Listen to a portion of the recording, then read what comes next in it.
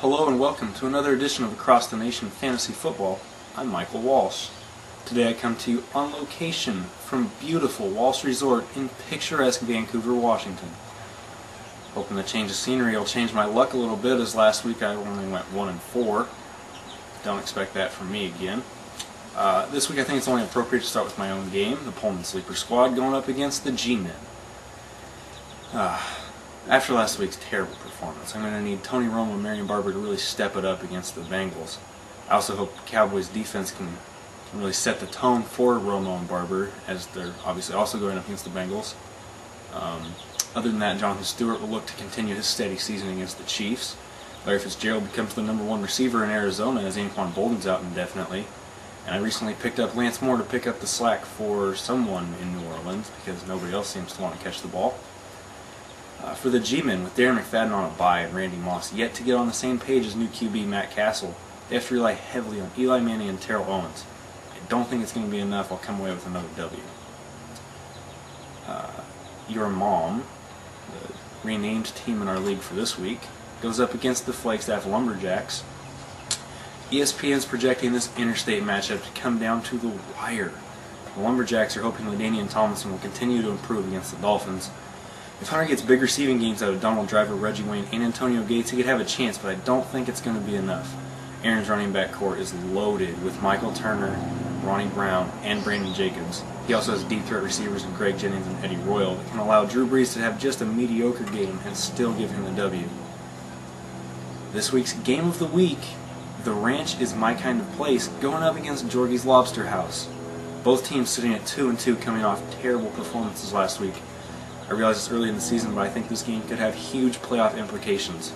With Brett Favre on a bye, Georgie can't go wrong starting Jay Cutler this week. Again, his running back combination of Reggie Bush, Clinton Portis, and Lindale White are going to have to carry a big load for him.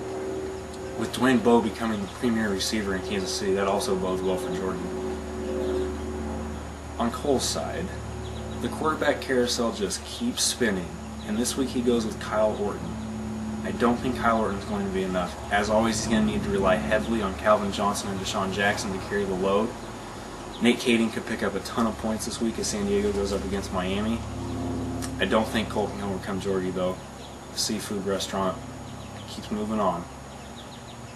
And another game this week that's interesting in its own right. Big Tuggles versus the Lego Ranger.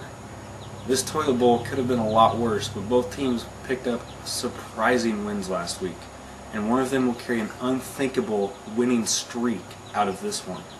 I'm looking for Brandon to get that distinction.